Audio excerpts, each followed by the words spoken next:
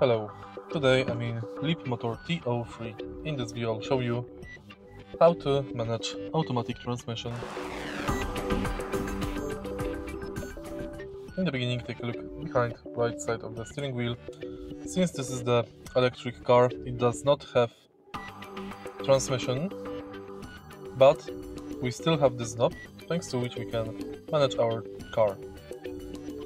Similarly to other cars with automatic transmission, to select the drive, pull the lever downwards with brake button, brake depressed.